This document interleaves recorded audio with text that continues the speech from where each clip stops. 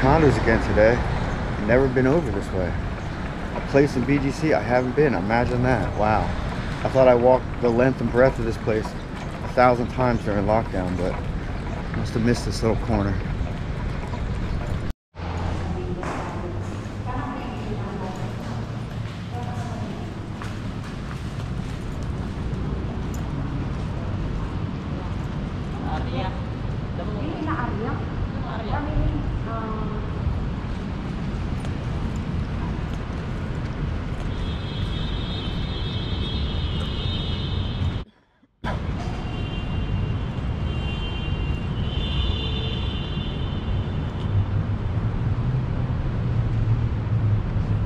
Decent sized swimming pool.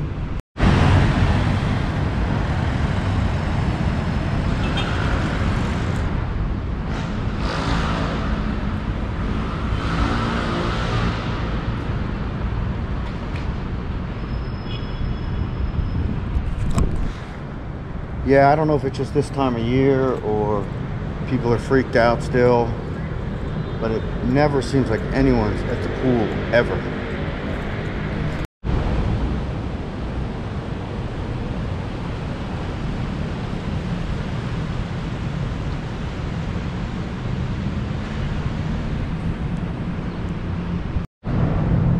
The units are cool here. They're all like split level.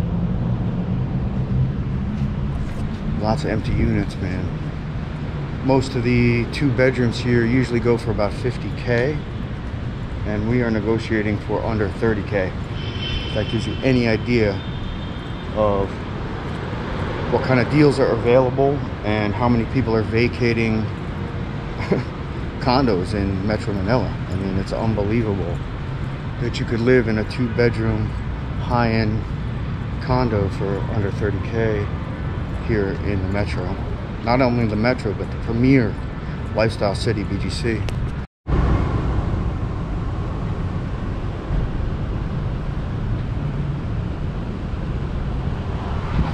Right. As the condo hunt continues here in Metro Manila, we've seen some really cool places. We've gotten some really good deals. Nikki negotiated a $60K condo down to $30K. It was a 2-bedroom, 1.5 bath, split level. I was gonna jump on it. And I mean, how often do you get a $60K condo for half price in Manila, right? It was sweet, beautiful. But you have to look at other variables when renting in the Metro, especially now during this lockdown event, right? Because what seems like a good deal today can change drastically overnight tomorrow. And what I mean by that is the admins at the condo have the liberty to simply lock you out of the amenities. So, you know, we like this condo, half price, great deal, no gym in the condo. Admin was wishy-washy about some of the pool policies and no visitors allowed. So we're looking at other options, right? Another condo where a friend of ours lives, he's like, it's totally chill. Yeah, they have their rules, they have their regulations, but you know, just be friendly, just be nice. They'll look the other way. And you know, their policies are more relaxed. And the ideal there is that if you follow their rules, right, and you know, schedule an hour in the gym, reschedule an hour at the pool, and you only spend an hour, they're not going to send a guard up to track you down like, you know, mommy and daddy. They treat you like an adult. And so cheap. Oh my god, there's like what, 60,000 condos in Manila that are vacant right now, and prices are dropping, just way dropping. Like what we're negotiating now is unreal, you know. And you gotta think, like, we saw another great deal, Bellagio, where a couple friends of mine live. Beautiful condo, and I'll show you a similar one, my friend's condo. Like they call it a split level, right? So it's a loft type with huge, you know, windows facing sunrise. And basically what that means is it's going to turn your condo into a solar collector. The heat in that place is unimaginable unless you're cranking your AC 24 hours a day, and that is another expense. So you might think you're getting a cheap rent, but you're paying you know, another 10K a month in electric, you know, just to keep the place manageable. So one of the things we look for is cross breezes, right? And the king element of any Manila condo, in my opinion, and I've lived in a lot of condos over the years in Manila, you got to have a balcony. You absolutely have to have a balcony. You got to be able to open that door, go outside, because living in a condo in Manila is like living in a box. You're in your hamster cage. But when you can go out on that balcony and it's like open skies, sunny skies, nightscape skies, you feel the breeze, you get that cross breeze coming through, it's like having an open space. It's so much better, and that to me is more valuable contingency to have than, say, a visitor policy, because the admin can come and take the visitor policy away any time they want, or if there's like another declaration of ECQ, right, the enhanced community quarantine, they'll lock your condo down, and now you're locked in a box and you don't have a balcony to get outside. But if it's ECQ, you'll at least have a balcony and you can sort of get outside. It's that psychological element, you know, like just having a window in the bathroom, for example. You know, you go to take a shower and you feel the breeze blowing on you. It's like beautiful out. It's beautiful in the summertime in the Philippines. It's like taking a shower outside. I know, I've lived in a box for a long time now, so little things get me excited here. Speaking of boxes, here's our condo now. And some of these condos at One Uptown do have balconies, really nice balconies, but they're 2-bedroom units and they're pricey. Not like I couldn't afford it, but why should I? I do try to live below my means, you know, which is weird to say living in BGC because it's the most expensive place in the Philippines to live, but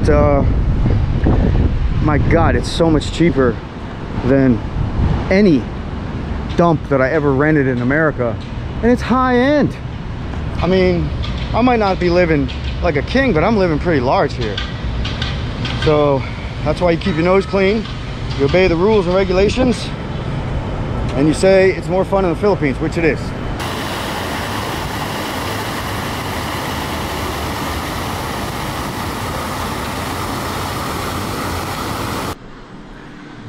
One Uptown Residences condo. Bathroom, shower, laundry. This is called semi-furnished. This is what it comes with. This is why they call it a 1-bedroom.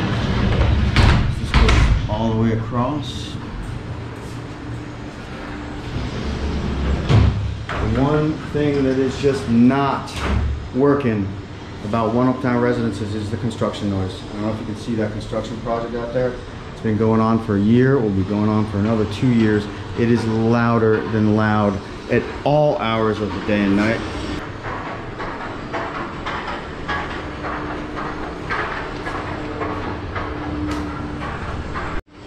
You basically cannot keep your windows open unless you're just willing to deal with that noise.